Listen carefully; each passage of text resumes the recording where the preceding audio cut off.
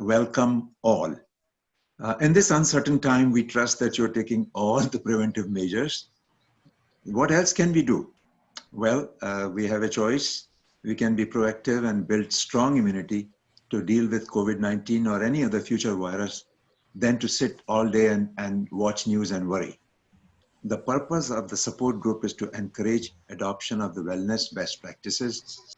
Knowing is power and learning to do is superpower. So each week we learn wellness habits from experts and then we practice adopting them. My passion is healing and adopting wellness practices and encourage others to do so. And I have several passionate people in this hour. Jesse Sheehan, Dr. Sachin Deshmukh, Dr. Doug Walton, Dr. Prasad Kaipa, and of course, Mia, I are both co-founders of Institute of Conscious Dialogue along with Dr. Doug Walton. At the Institute of Conscious Dialogue, we practice 4 important aspects for a strong body. Be present or be conscious, optimal sleep, diet, and yoga exercise. In the past 3 Saturdays, we have covered the other 3, and today we will explore yoga and practice being mindful with breathing, and guided meditation.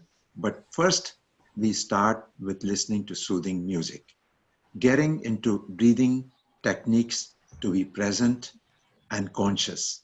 So here is Jesse Sheehan, who is a professional jazz musician based in Berkeley and had spent 4 years in India learning classical music from Pandit Narayan Ghosh and other masters. So here is Jesse. Hi, everybody. So I've been playing Indian classical music for the most part so far. But today I thought I might try and play one of my own compositions, which is inspired by Indian music. I hope you like it. It's in a 7 rhythm. And I've got a little bit of a tabla accompaniment program. Maybe you can hear it.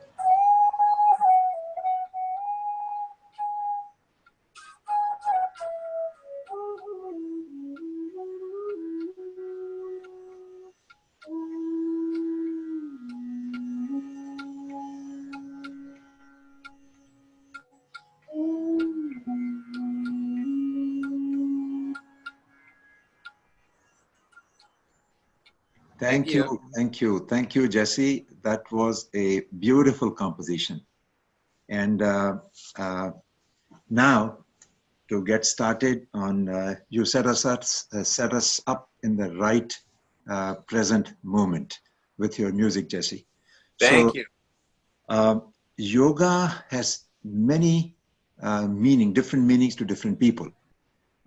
Yoga, as you know, originated a long time ago, but the first document was written by Patanjali more than 2000 years ago and defined yoga as Chitta Vritti Nirodh, controlling the thoughts in the mind. What does that mean? Well, goal of yoga is inner peace, and yoga means union of self with divine. Yoga serves as goal, and the process is called Ashtang Yoga, means 8 limbs that comprises the yogic process. Since then, yoga has evolved and means quite a few different things to different people. For some, it's relaxation. For others, it is a breathing exercise to calm us down. And for some, it's meditation. We will explore in depth today what the Ashtanga Yoga, that is Yam, Niyam, Asana, Pranayam, Pratyahara, Dharana, Dhyana, and Samadhi means, and listen to those who practice them. I learned uh, this form of yoga and have practiced it most of my life. I do asana, pranayama, and dhyana or meditation for about an hour each morning, and it has transformed my life. I realized that yoga is a journey. I discovered my purpose and aligned with it. And after living in US for 20 years, returned to India to work to improve productivity and quality. Now my sole purpose is to discover healer within me and help others discover the same. My small I is slowly beginning to merge with the big I or the we, the unified presence. So in this session, I experience oneness with all. And we will deepen our experience of present moment with Sachin Deshmukh. He has practiced as a medical doctor, but his passion and his drive, and he's the 11th in the tradition of long yoga masters. He's the 11th in that tradition. And Sachin, those of you have experienced his breathing exercises and his meditation yoga practices, you know he's a very peaceful and a calm person. His presence, his energy is very calming. So I'm not going to talk anymore, but here is Dr. Sachin Deshmukh, who will help us come back to the present moment and experience this connectedness. Sachin? Yes, thank you, Dinesh, and welcome to you all. So I know people are joining from different places, but here in California, it's a morning, and we usually start with the intent for any yoga practice, and we're using this word consistently for our wellness programs, and those are positive and calm. And obviously, the deeper connection we have with the meaning of the anything we hold within, we become one. So usually that the human bodies, they are meant for movement, and the human mind is built for stillness and bliss. Now in these times what is happening is our bodies are becoming more still because we are confined in the homes, and our mind is spinning with 1,000 miles per hour. And that's why these type of moments are very crucial to just create the mind-body balance and also coherence. So we will just do a simple breathing practice, and that practice is not any modification, but just being aware of or being conscious of what's happening within us and transform our energy to the positive and calm. So let's sit in the chair how you are and make the body comfortable. We bring the chin parallel to the ground and hold both the palms facing to the sky, right at the junction of the upper and the lower half of our body.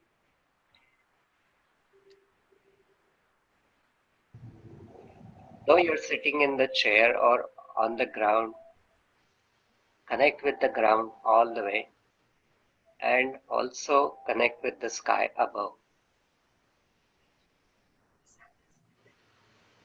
So as you breathe in through the body all the way, you think the air and the space, they become one element. So air moves and the space holds. Earth supports and water purifies, and fire is the light or the energizer. So when we are conscious, we see all these five elements alive, working within us. Our body is also 80% of water. The earth is 80% of water. And a lot of ideas can come to our mind on how to collaborate. So we forget small, simple details, which we all know. But once we tune in, it transforms us into a different dimension. So let's internalize the word and the practice. So we take two words, so the positive and calm. And then as you breathe in, you pause. And then as you breathe out, and then you pause. So that's all we are going to do.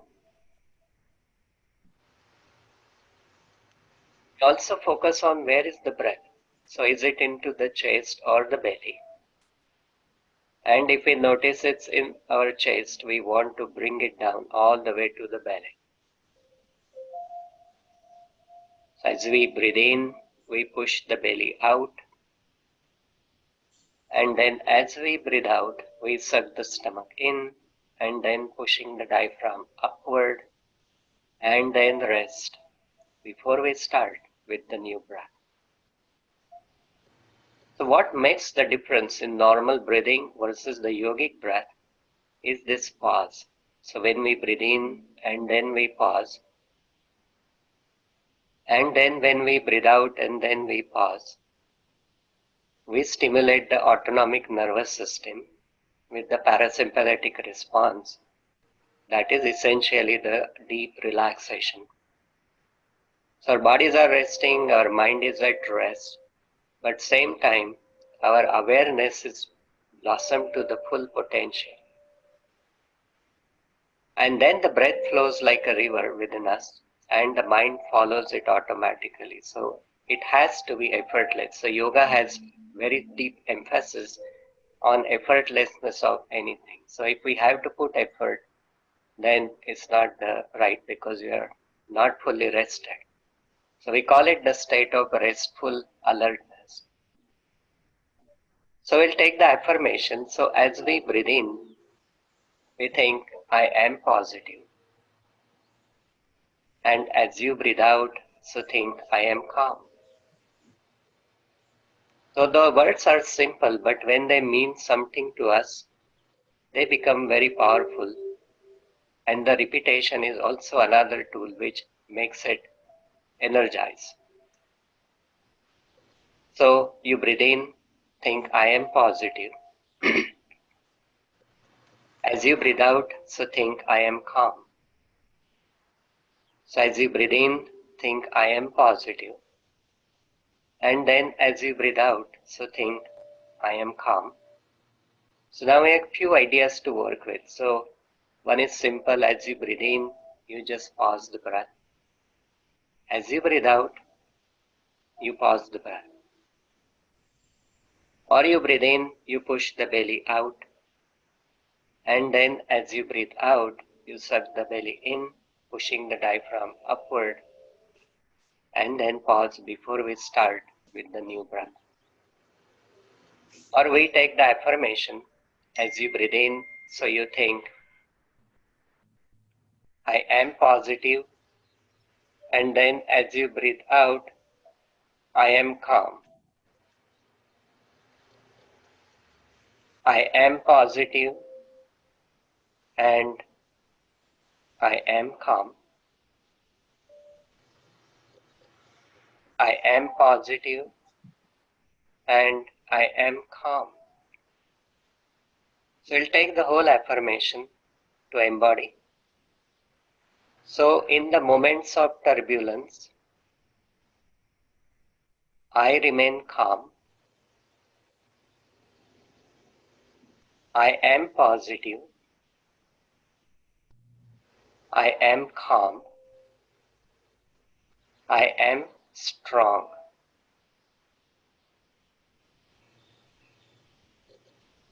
So you can use any of these ideas, the visualization or just the pause into the breath or the affirmation. We'll spend a minute or two in silence.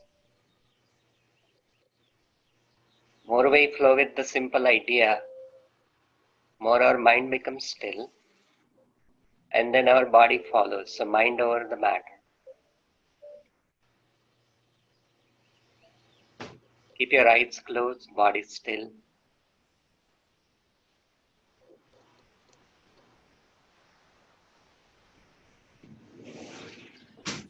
And feel the deep silence and stillness within. Any other things, so if any emotions come up, the fear, anger, irritation, restlessness, gently just glide it away with the positive and calm. Any other things you notice within. And then once you feel ready, so gently just breathe in. And then slowly start bringing the awareness back in your body. So on your toes, on your heels, knees, and then the hips. Then the palms, and then the wrists, and then the elbows, and then the shoulders. Then the lower back, and then the middle back, and then the upper back, back of the neck, back of the head, top of the head, whole of the face. Slide down, open and relax the chin. Slide down, open and relax the throat. Slide down, open and relax the chest. And then go down to the breath. Again think, I am positive, I am calm, as you breathe in and then breathe out. Once you feel ready, so rub your palms together, massaging the top of the head. And repeat in your mind, so I am positive. We are going to touch all the body, all the way to the toes. I am calm. To the chest, so I am positive. To the back, I am calm. And then all the way to the toes, so I am positive, and then I am calm. So now we'll do a body turning. So you just tap your body like this from the top and then under, and then top and then under to the chest, and then in the back, and then go all the way to the toes. So we'll repeat it one more time. So most of us has to sit long hours. So this is a very simple idea to energize. If you can do it every hour or 2 times a day, and then go all the way to the toes, and then ease the body, taking a moment. And then again, rubbing the palms, and then pass it to top of the head. So bring them down, and then repeat in silence. So I am positive, I am calm. And then I am positive, I am calm, all the way to the toes. And then make eye contact to the ground for a moment. Feel the difference, how you feel in your mind, and then your body, your breath, how it's changed with a simple practice, just by consciousness, awareness into what's happening within us. And then take a deep breath. So one more time, rub your palms. And then we'll do the affirmation. So you repeat. So I am master of my mind, and I am master of my body. I am master of my mind, and I am master of my body. And then one more time, I am master of my mind, I am master of my body.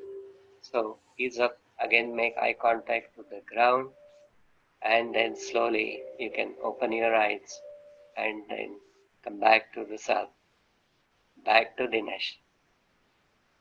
Thank you so much, Sachin. Um, that really feels very calm and very peaceful. So thanks again. Now I have Dr. Doug Walton, who is an organizational change consultant with over 30 years experience. He is a co-founder of the Institute of Conscious Dialogue, along with Mia and me. And he's author of several books, most notably the recent Generating Change, which is practical and scientific. Doug is passionate about empowering people to consciously change their world for the better. He's an innovator in approaches for accelerated and sustained change and development. He is extensively knowledgeable on the organizational change methods and the practices and a very scientific based applications. I have invited Dr. Doug Walton to come work with me in India, and we did some work in Larsen and Toubro as well. So Doug is a good friend, and here is Doug Walton. Okay, thank you, Dinesh, for that wonderful introduction. Since we have so many esteemed yoga practitioners here, I thought I would talk to you about my own personal journey to yoga and my insights there, rather than and other people will, no doubt go into the actual practices.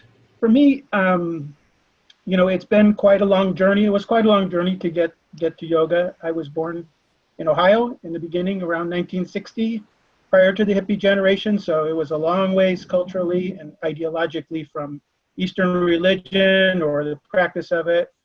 We were Protestants at that time there. We went to church on Sundays. And I was always a very analytical and kind of curious child, always into learning and self-development. Maybe I was born with it, or perhaps it was due to my parents. My father was a strong adherent of common sense and rationality, although frequently skeptical also about new things.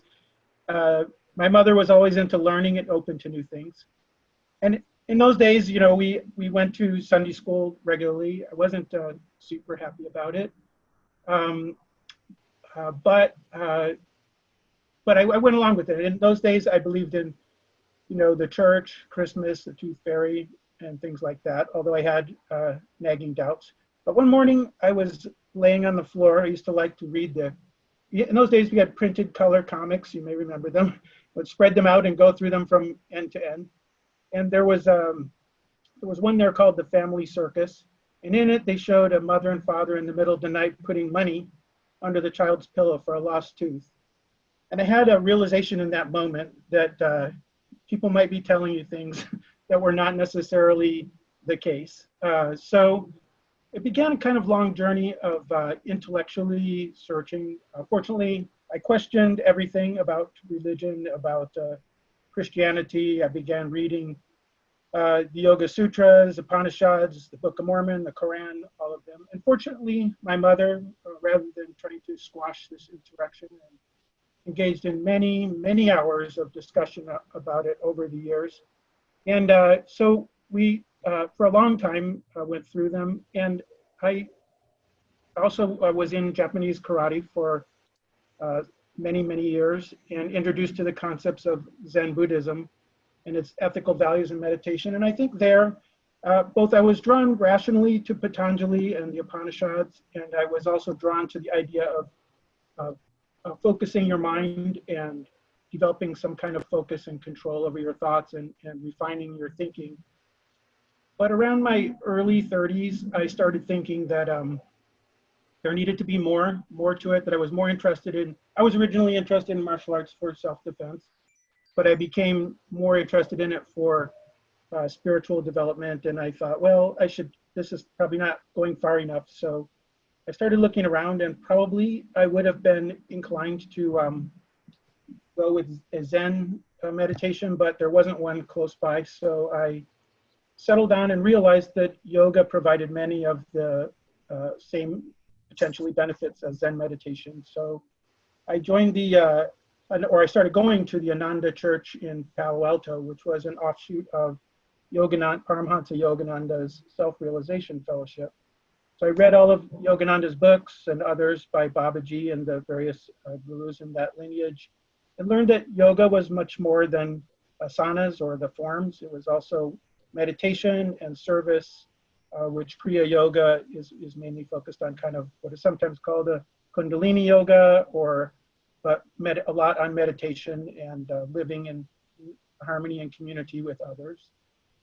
While circumstances caused me to lose touch with the Ananda Church, I got married in 1996, and my wife was a former Mormon, and we both had an interest in exploring spirituality together.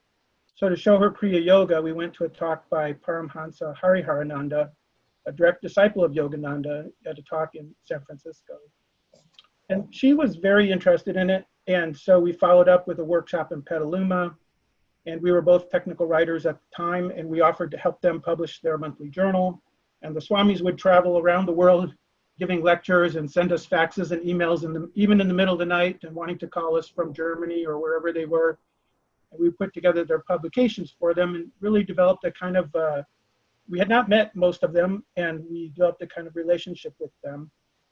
And as a result, sometime after that, Swami Pragananda, now Paramhansa Pragananda, and the leader of Kriya Yoga International, he came to our house in Campbell and spent the night, and then in the morning held a Kriya initiation ceremony in our home, where my wife and I were both initiated together. It was really a quite special moment, both for our marriage and also just to be together and to just have that the honor of having the Swamis stay with us and really talk to us at our house.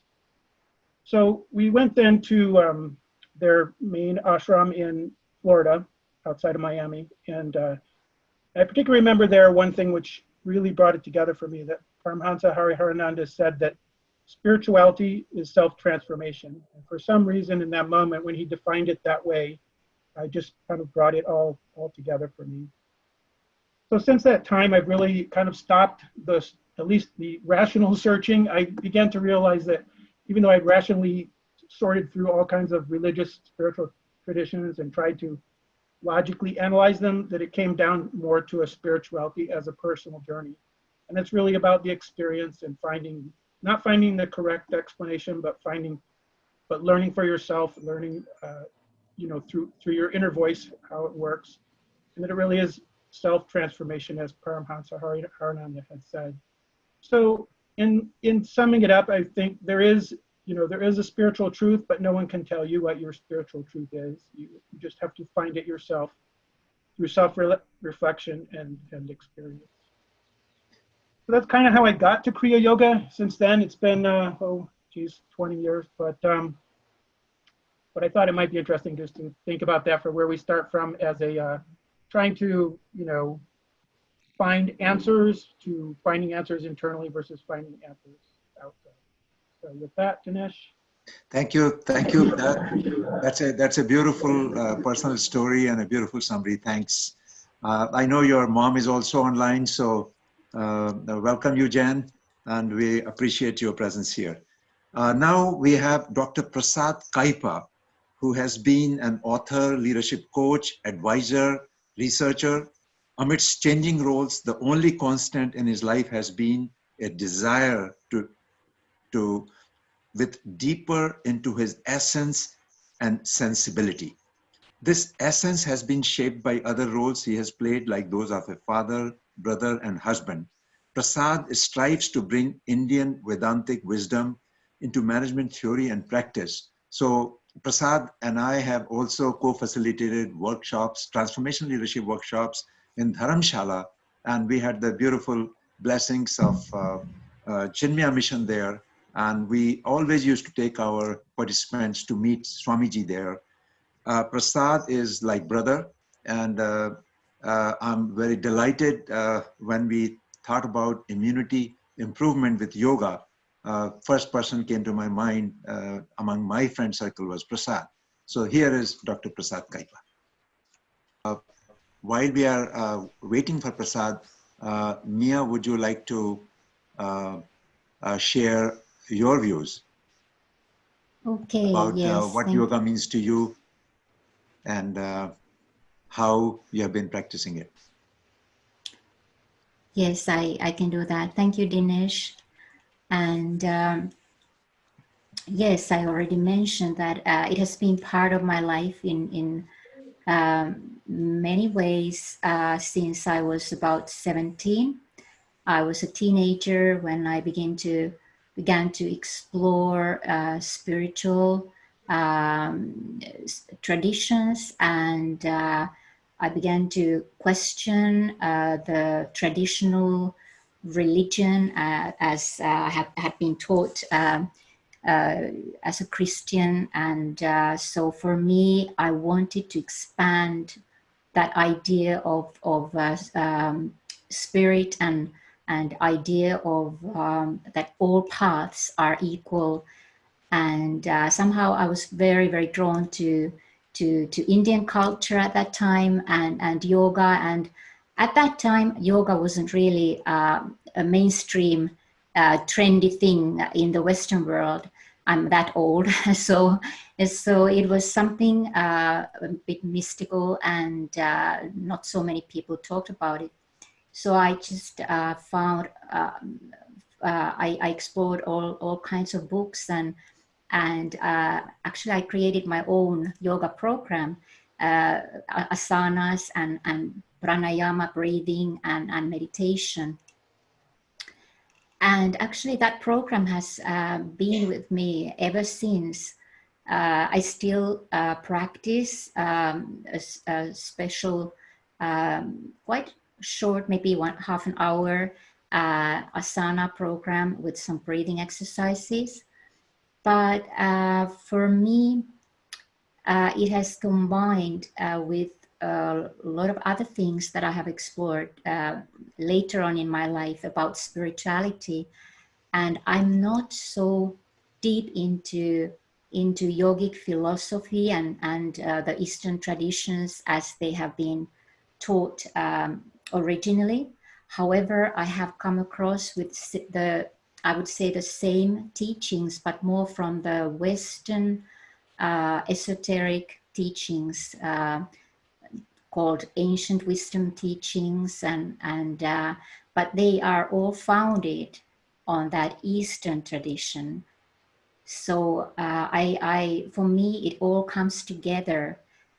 So also Christianity from a more esoteric perspective, where I believe that it is all based on, they all are united.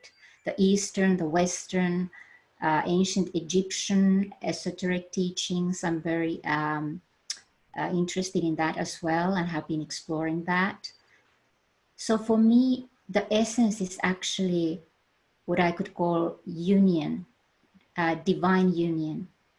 So as Dinesh already mentioned, that it's a union of self and divine. And so even if we don't call it yoga, we could call it anything. But the essence is really for me that there is no separation, that when we really unite the body, we unite it with the heart, the mind, the soul, the spirit, then we are practicing yoga, or yoga is a way to unite all these different aspects of self. There are many other ways to do it as well. So there are many names, there are many paths. But for me, yoga gives a way to really come into the body. So really honoring the body, because I'm more maybe coming from the spiritual perspective. So for me, it's important that I combine it with the body, so that the body is sacred as well. The body is divine. And that has been for me a very strong realization over the years, that truly being spiritual or practicing anything related to spirituality is not about going away from the body or going away from the material world. It's more like bringing the spirit down into the material world, into the body, through all the layers of being. And that has been really a huge realization for me. So the journey for me has been more like coming from the higher realms back into the body, and honoring that, honoring the earth, honoring Mother Earth, and all aspects of nature as sacred, as divine. And also the breath, the breathing is for me a way to really bring all these different aspects unified together, just as Sachin so beautifully guided us to unify these different aspects. So, and especially today, in today's world where we are in a crisis, and on the other hand, this is a huge transformation that has been offered to us to really bring back those higher values, heart values, unity consciousness, shared consciousness into this material world. We cannot escape it. We can't deny it and say, okay, I'm here with my spirit and the world is bad. But we have really have to bring that spirit into each and every aspect of our society and institutions and money, and making money sacred, because that is also a neutral thing. We just have to make it sacred by loving. Thank you so much. Thank you so much for sharing yours. Too much sharing. Okay, thank you. I noticed that our brother Prasad is here. Sure. And I've already introduced Prasad. All I can say is that there's not enough I can say. The one important thing is that when I thought of improving your immunity with yoga, I said earlier, Prasad, the first person came to mind is you. So here is Brother Prasad, Kaipa.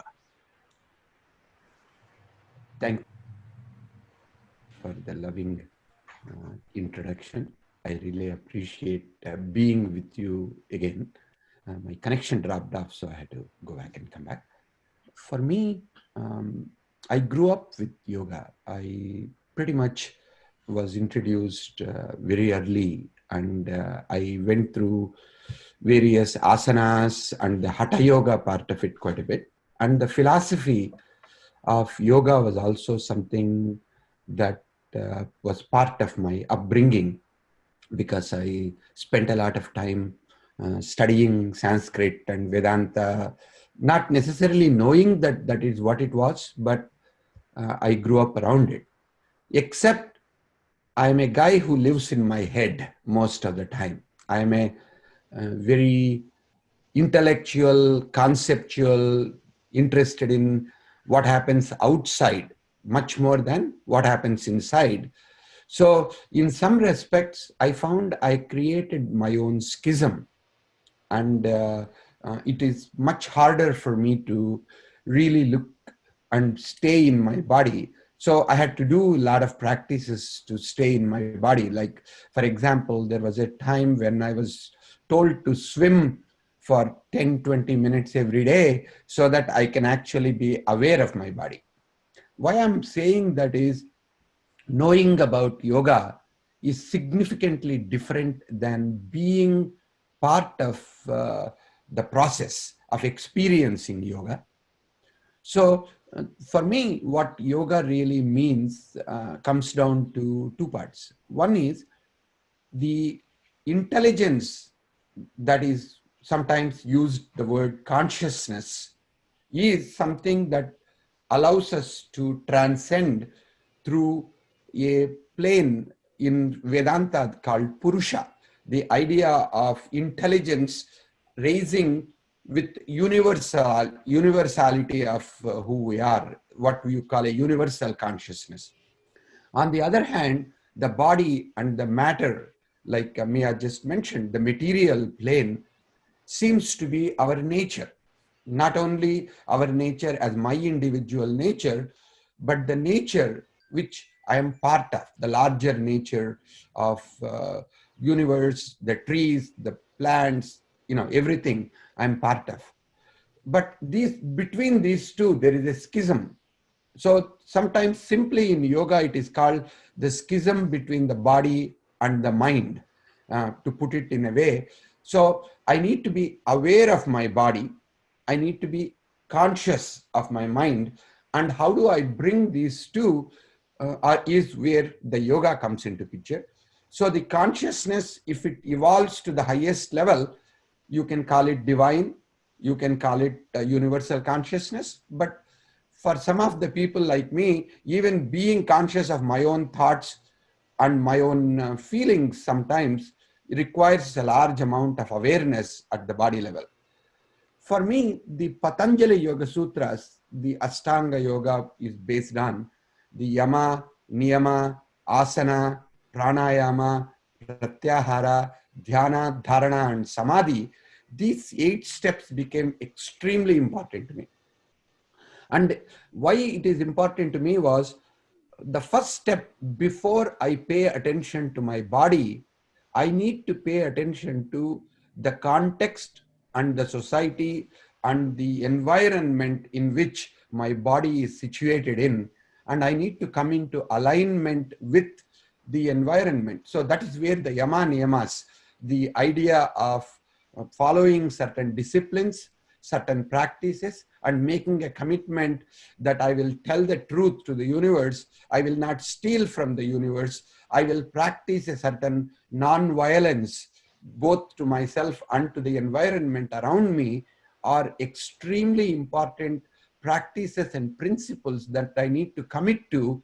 When I commit to that, it brings harmony with me being in the environment. That's the first step to start yoga. If I don't start with that alignment with the universe before I align my body, then that becomes very temporal, very short term. Once I am aligned with the environment, then I need to quiet down my body, like Sachin was doing earlier. How do I bring that stillness, that silence as the foundation in which I can discover myself and I can tap into the infinite potential of myself? So first, because the grossest part and the most material of myself is my body, how do I keep it quiet? And keeping it quiet and keeping it silent, keeping it in one posture that allows me to notice the subtle moments of my breath. I think that becomes the most important part of asana. Any asana is about being in equanimous, peaceful state at my body level, and then begin to become aware of my breath, the in-breath, the puraka, the out-breath, the rechaka, and then, as Sachin said, being able to be present to the silence in between. That is between the puraka and the rechaka, there is a state of kumbhaka. There is a state in which we are full of that life breath, the prana as they call inside, or when we let go of the breath and when we breathe out, again being with that silence of being away from the prana. So these are some things that became extremely important. And how do I do it? Again, if I refer back to what Sachin said, you don't need to make an effort. It has to be effortless. It's a part of just the natural way of aligning and being in harmony, not only with my environment, with also my body, and now with my breath. That aligning with my breath in a way that it is effortless, and I am able to experience the 3 states of filling in, being with it, filling out, and being without it. If I can get there, then it looks like the 3rd stage begins the 4th stage begins, the pratyahara. Can I do this without light? Can I quiet down and be with my breath by being in a slightly darker room, without any sounds, without any disturbances that will take my, what you might call as sense organs, gnanendriyas and karmendriyas, to go out and seek its own objects of pleasure from outside? Can I actually withdraw my senses into myself? So that means the attention is not outside at all. It is all completely going inside. Can I begin to pay attention to whatever is happening, not at my sense organ level, but actually in my mind? When I do this, yama, niyama, asana, pranayama, and pratyahara, once these 5 external obstructions are removed, Another way of saying is, once I'm in harmony with these external things, the material things, and the what we call not me kind of an environment, then the me begins to play a role. That is where the manas, the meditation, begins to become extraordinarily important. That is when we are mindful, that mindfulness sticks. If we do the mindfulness without necessarily doing the first 5 stages, it is very peaceful in the moment, but sustaining that mindfulness through our life requires us to work with the first 5. And that is where the ability for us to do dhyana, the meditation, or then comes the dharana, to be able to concentrate on a mantra or to concentrate on a prayer to external God, external person, whomever we call, in our mind. Because in our mind we still think God is somewhere out there, but without recognizing the divine within us. That is the difference between a spiritual and a religious. Either way, both come back to the same thing of aligning the dhyana and dharana. That combination is called samyama. Samyama means, to a certain extent, I am actually aligned with all of those, internal and outside, of whatever consciousness and awareness that I have.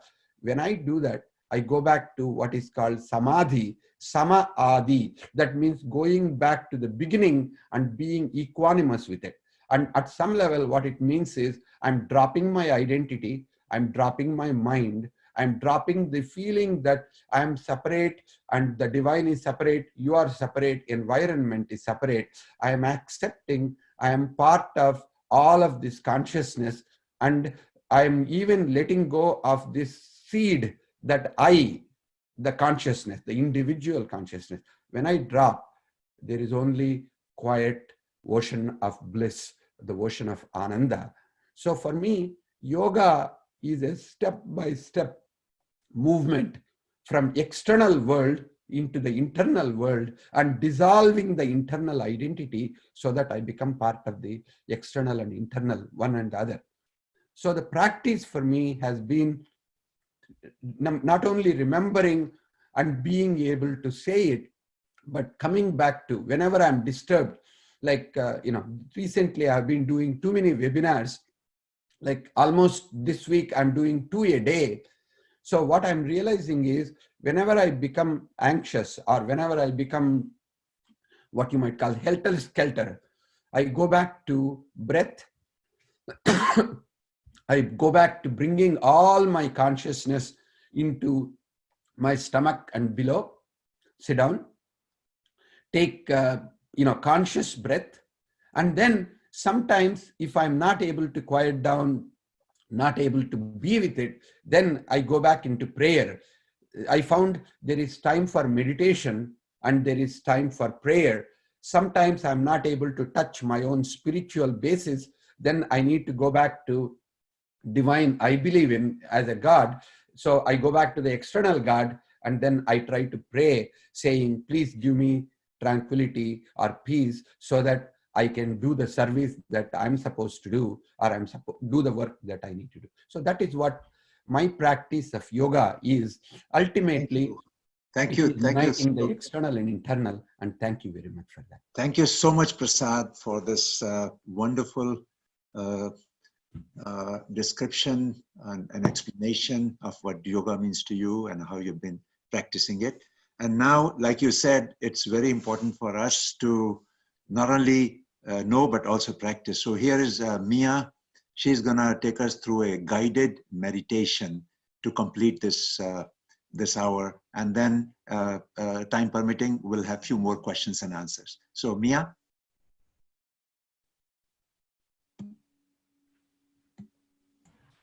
Okay, thank you. I was on mute. Thank you, Dinesh. Okay, so let's begin. And so take a comfortable way, however you are sitting or maybe lying down. Just be comfortable and go into your body, bringing awareness inside and into the body. And you can close your eyes if that feels good.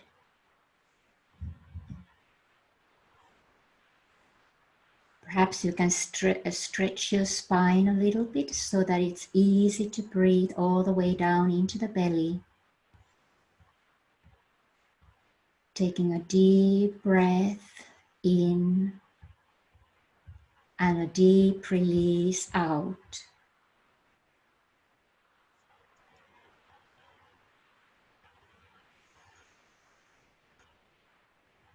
And bringing your awareness into the heart and breathing through the heart.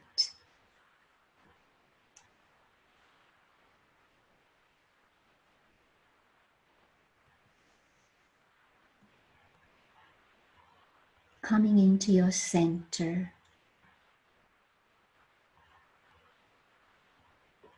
And knowing that you're safe in your own sacred space of light that is holding you gently. And bringing your heart and mind, spirit and body into a unified field of presence. Being present in this moment to yourself.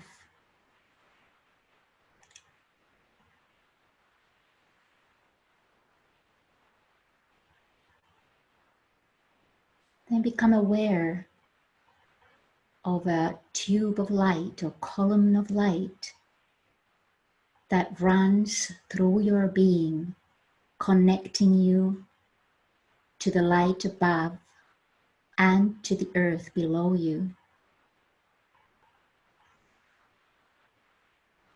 And breathe in the life force from the earth into all over your being, every cell of your body.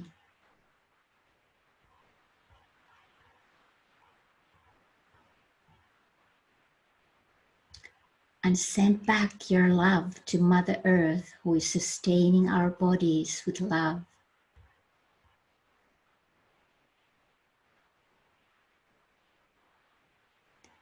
Then breathe in through your crown. Breathe in the light from above you. Open your heart like a flower to receive the light into your being, into every cell of your body. And send back your love to the realms of light.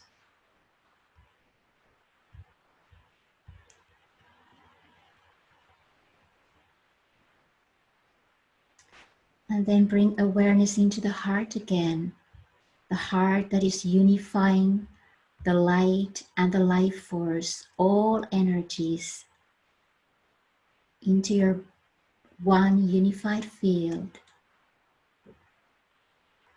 bringing you into the center, into your source, inner source of love, light, and power.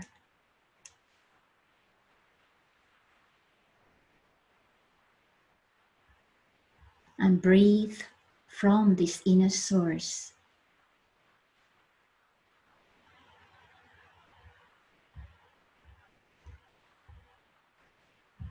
And receive whatever it is in this moment that you may need to feel and know your oneness with Source.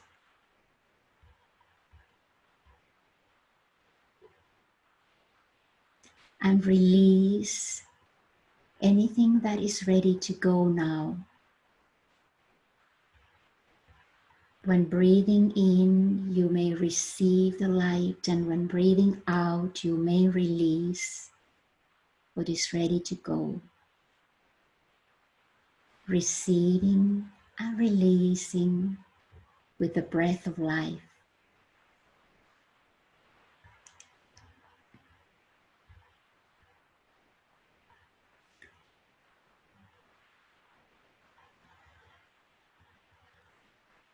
Then bring back your awareness into the heart and recall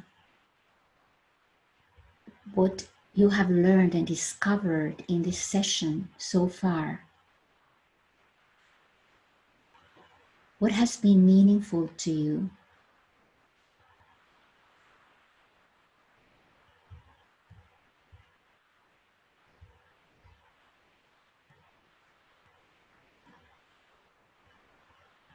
What is it that in this moment is emerging for you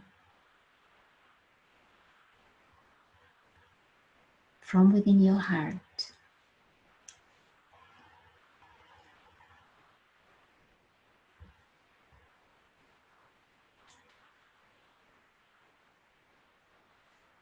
And then ask yourself, what is it, that one thing that you could take into practice that will support your greater well-being?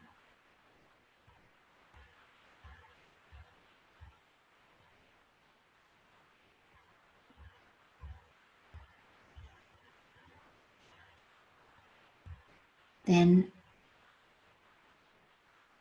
let us join our hearts and our minds and our light fields together, forming a unified field, a circle of light, bringing all our intentions, all our learnings into the same unified field.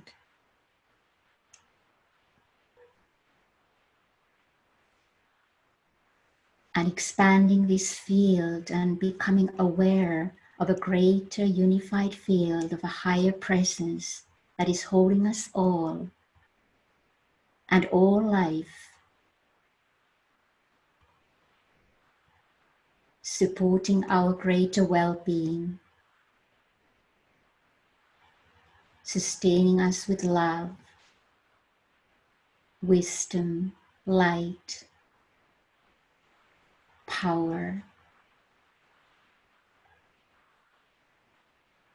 Breathe from this presence, this greater presence. Breathe in and breathe out. And let us share this energy into the world. May all living beings on earth realize their true nature and perfect health, true nature as beings of light and love and perfect health and well-being.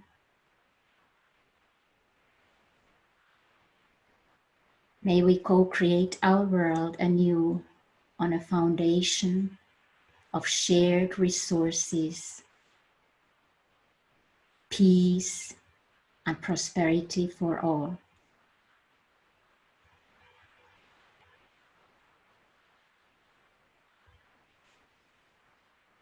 And then just take a few deep breaths coming back into your body,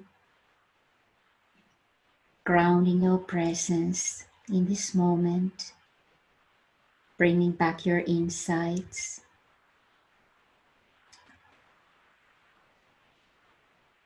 And it's time to come back to this session. You may move your body a little bit and maybe stretching your spine. And you may open your eyes when you feel ready. And with that, thank you all. Thank you. Especially all the presenters today for joining us. And again, we'll see you next Saturday at 9 o'clock. Sounds great. Have a wonderful week. Thank you.